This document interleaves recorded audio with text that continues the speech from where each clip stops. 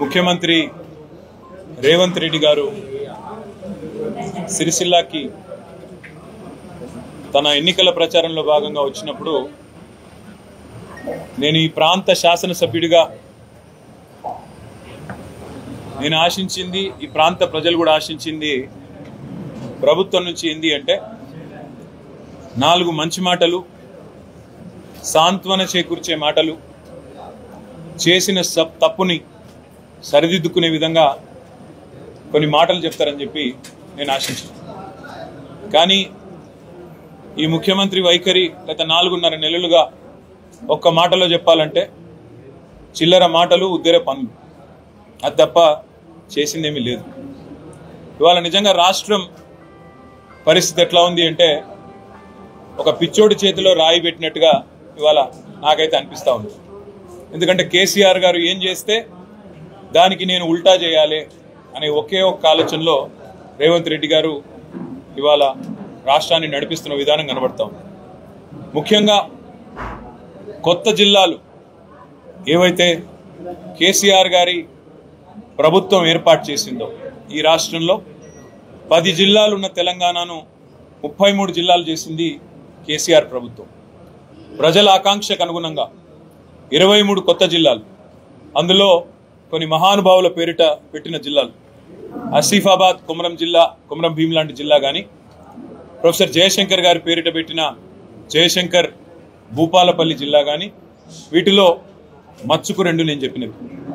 అదేవిధంగా మొదట కొన్ని జిల్లాలు ఏర్పాటు చేసిన తర్వాత స్థానిక ప్రజలు, స్థానిక నాయకులు ఐకమత్యంతో పోరాడి సాధించుకున్న జిల్లాలు మరికొన్ని ఉన్నాయి.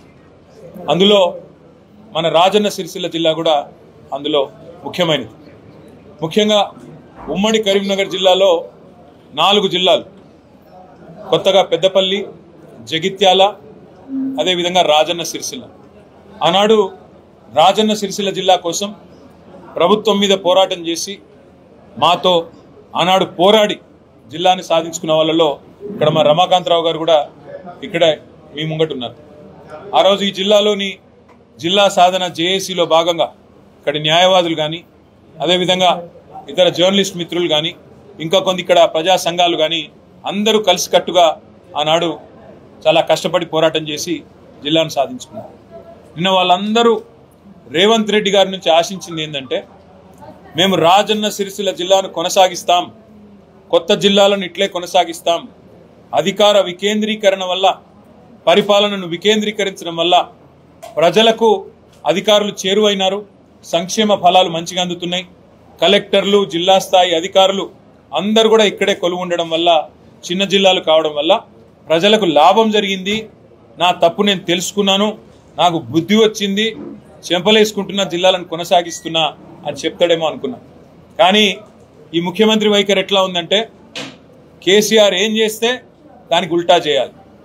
కేసీఆర్ గారు 3,000 కోట్ల రూపాయల బతుకమ్మ చీరల ఆర్డర్లు ఇచ్చినారు.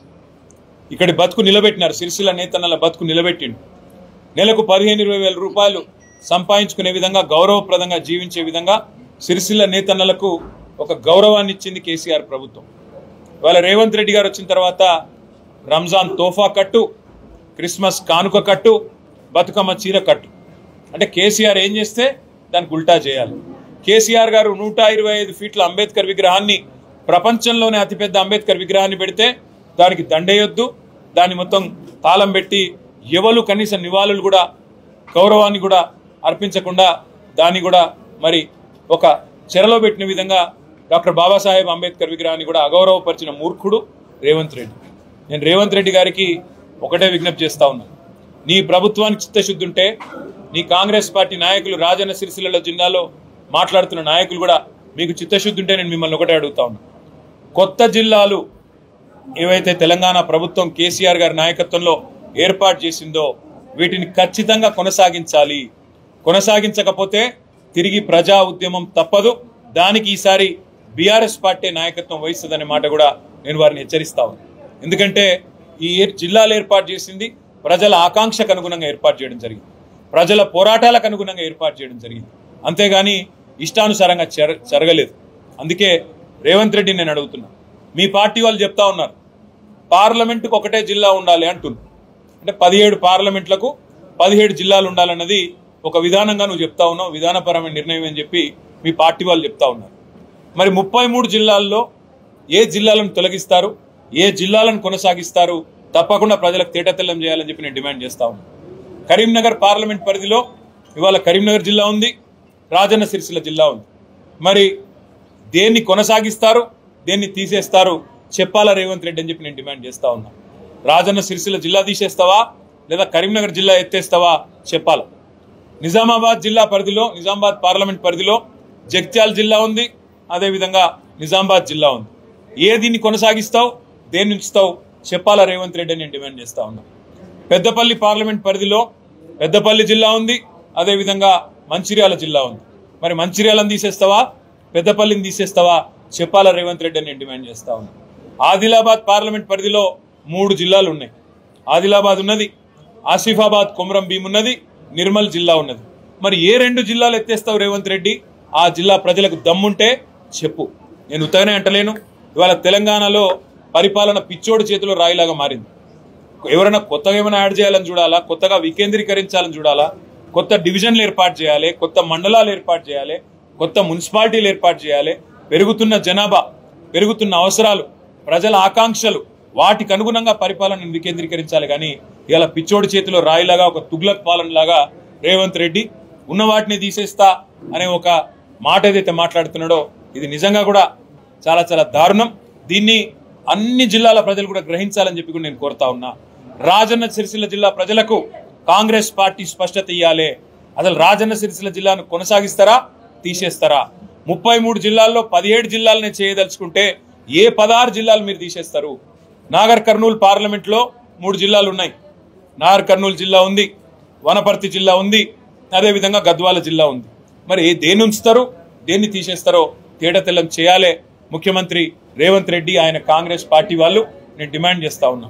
ఇంకొక డిమాండ్ కూడా నేను చేస్తా ఉన్నా రాజన్న సిరిసిల్ల వేదికగా. ఇకనైనా చేసిన తప్పుకు చెంపలేసుకోండి, బుద్ధి తెచ్చుకోండి. సిరిసిల్లలో మళ్ళీ నేతన్నల ఆత్మహత్యలు తిరిగి ప్రారంభమైనాయి. ఇప్పటికైనా కొద్దిగా జ్ఞానం తెచ్చుకొని బుద్ధిహీనంగా ప్రవర్తించడం మానుకొని, ఇంకా పిచ్చివాగుడు బాగడం మానుకొని, ఇప్పటికైనా మరి నేతన్నలకు తిరిగి ఆర్డర్లు ఇవ్వండి. ఇచ్చి బతుకమ్మ చీరకు మేము 3000 కోట్ల ఆర్డర్లు ఇస్తే 5-6 ఏళ్లలో నీకు దమ్ముంటే 6000 కోట్ల ఆర్డర్లు ఇంకా మంచి చీరలు తయారు చేయించు, లేదా కాటన్ పరిశ్రమకు ఊతమిచ్చే విధంగా వ్యవహరించు. అంతేగాని మూర్ఖుడిలాగా ఇవాళ ప్రజల ఉసురు తీసుకునే విధంగా, నేతన్నల ఉసురు తాకే విధంగా ఈ దిక్కుమాలిన రాజకీయాలు చేయవద్దని చెప్పి కూడా రేవంత్ రెడ్డి గారికి నేను విజ్ఞప్తి చేస్తా ఉన్నా. నేను కాంగ్రెస్ ప్రభుత్వాన్ని డిమాండ్ చేస్తా ఉన్నా. మీ వైఖరి ఏంది అసలు? నేత కార్మికులను ఆదుకుంటారా, లేకపోతే వాళ్ళు చస్తా ఉంటే చూస్తా ఊరుకుంటారా చెప్పాలని చెప్పి కూడా నేను డిమాండ్ చేస్తా ఉన్నా. నిన్న మేము ఊహించింది, ఆశించింది ఈ ప్రాంతంలో ప్రజలకు సాంత్వన చేకూర్చే మాటలు. నిన్న మొన్నటి దాకా తంగళ్లపల్లి బ్రిడ్జ్ కింద నీళ్లు కనబడుతుండే మంచిగా, గోదావరి నీళ్లు. ఇలా మాయమైన రేవంత్ రెడ్డి వచ్చినాక దాన్ని ఏం చేస్తావో చెప్పవు. ఇక్కడికి వచ్చినావు, మరి ఇక్కడ బోర్లు ఎత్తిపోతున్నాయి. మళ్ళీ ప్రజలు గొంతెండి నీళ్ల కోసం అలమటిస్తా ఉన్నారు. రైతుల పంటలు ఎండిపోతా ఉన్నాయి. దాని మీద ఒక్క మాట మాట్లాడలేదు. ఇట్లాంటి సిగ్గుమాలిన ప్రభుత్వం, ఇట్లాంటి తుగ్లక్ పాలన ఇవాళ ప్రజలు చూసి అసహించుకుంటా ఉన్నారు, నవ్వుకుంటా ఉన్నారు. నువ్వు చెప్పే అబద్ధాలు, అసత్యాలు ప్రజలు ఇవాళ చీత్కరించుకుంటా ఉన్నారు. 6 గ్యారంటీల్లో 5 అమలు చేసినా అని సిగ్గు లేకుండా నువ్వు బొంకుతుంటే, హోర్డింగ్లలో పెట్టుకుంటే ప్రజలు ఇవాళ నవ్వుకుంటున్నారు, చీత్కరించుకుంటా ఉన్నారు. ఎందుకంటే ప్రజలందరూ ఎక్స్పెక్ట్ చేసినారు. 2 లక్షల రుణమాఫీ అన్నావు, 2500 ప్రతి మహిళకు, 1,67,00,000 మందికి ఇస్తానన్నావు. అదేవిధంగా పెద్ద మనుషులందరికీ 4,000 ఇస్తానన్నావు. తులం బంగారం అన్నావు, స్కూటీలు అన్నావు. 100 రోజుల్లో అన్నీ చేస్తా అని చెప్పి పొంకనాల పోతిరెడ్డి లాగా డైలాగులు కొట్టినావు. ఇవాళ మళ్ళీ సిగ్గు లేకుండా వచ్చి పచ్చి అబద్ధాలు. పెద్దలు చెప్తారు ఊసర వెళ్ళి రంగులు మారుస్తుందని, కానీ రేవంత్ రెడ్డి గారేమో తారీఖులు మారుస్తుండు. ఊసర వెళ్ళి రంగులు మార్చినట్టు రేవంత్ రెడ్డి గారేమో తారీఖులు మారుస్తుండు. December 9 నాడు రుణమాఫీ అన్నాడు, మళ్ళీ ఇలా 15 ఆగస్టు అంటున్నాడు. మళ్ళీ ఇలా దేవుళ్ళ మీద ఒట్లేస్తా ఉన్నాడు. నేను రేవంత్ రెడ్డి గారిని అడుగుతా ఉన్నా, నిజంగా నీ పార్టీకి చిత్తశుద్ధి ఉంటే, నీ పార్టీకి నిజాయితీ ఉంటే మొన్న ఇచ్చిన వాగ్దానాలకే దిక్కులేదు, కాంగ్రెస్ 6 గ్యారంటీలకే దిక్కులేదు, మళ్ళీ ఇప్పుడు కొత్తగా ఇంకో 5 గ్యారంటీలు అని చెప్పి పార్లమెంట్ ఎన్నికల కోసం ఆడుతున్న మోసం డ్రామా ఏదైతే ఉన్నదో ఇది ప్రజలు గ్రహించిండ్రు. నీ పార్టీకి బుద్ధి చెప్తారు, నువ్వు ఇప్పటికైనా నిజాయితీగా చెప్పు. జిల్లాలు ఎన్నుంచుతావు? బతుకమ్మ చీరల ఆర్డర్లు ఇస్తావా ఇయ్యవా?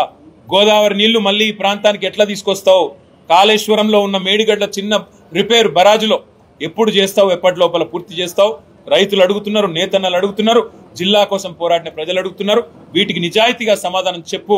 లేకపోతే మే 13 నాడు నీకు తప్పకుండా సిరిసిల్ల ప్రజలు, కరీంనగర్ ప్రజలు, తెలంగాణ ప్రజలు బుద్ధి చెప్తారని చెప్పి కూడా కాంగ్రెస్ పార్టీకి నేను హెచ్చరిస్తూ, ఇకనైనా నిజాయితీగా పనిచేసే ఒక గుణం అలవర్చుకోండి, ప్రజాస్వామికంగా పనిచేసే గుణం అలవర్చుకోండి అని చెప్పి కూడా వారికి హితవు పలుకుతూ మీ అందరికి కూడా ధన్యవాదాలు. Thank you.